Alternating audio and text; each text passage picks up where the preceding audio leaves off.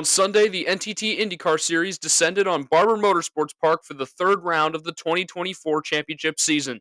Scott McLaughlin led the 27-car field to the green flag for the 90-lap event. McLaughlin led his Penske teammate Will Power into turn 1 as Christian Lundgaard made a pass on Pato O'Ward for third.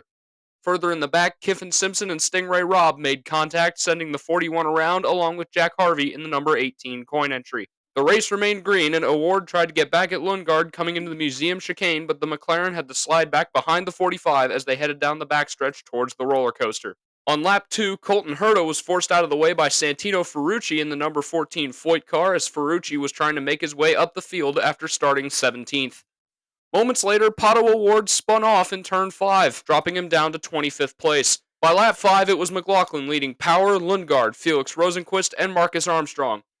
A brutal weekend came to an end for Pietro Fittipaldi, who spun off into the tire wall at turn 13 on lap 6, bringing out the race's first caution.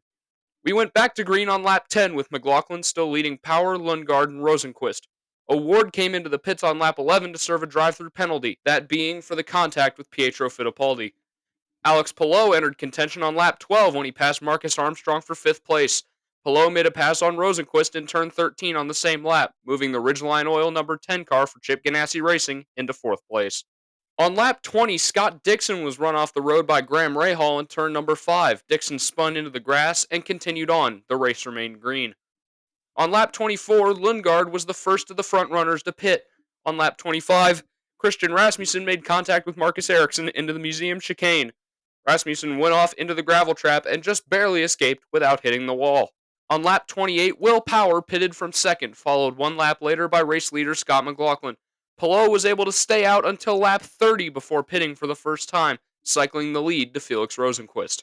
The race would stay green until lap 42 when Alexander Rossi lost a wheel leaving pit road. Rossi was stranded in turn 3 with only one drive wheel and required assistance to come back to the paddock. The race went back to green on lap 49 with Palou leading Rosenqvist and Armstrong. Santino Ferrucci was running 4th on an alternate strategy after pitting during the yellow. Power and McLaughlin, after pitting before the yellow, ran 17th and 18th. On lap 52, a mannequin named Georgina that hangs off the bridge before turn 7 came loose and fell onto the track. Luca Giotto in the coin Rick Ware 51, making his debut this week, ran too close to the edge of the track and took the mannequin's hand off. Interestingly, the odd incident did not cause a yellow, but we would get a yellow 3 laps later as Stingray Robb's day went from bad to worse as the steering wheel of the number 41 Prey.com Chevy came loose and caused the car to nose into the barriers at turn 1. With 31 laps to go, it would be Santino Ferrucci leading the field back to the green ahead of Linus Lundqvist, Scott McLaughlin, and Kiffin Simpson.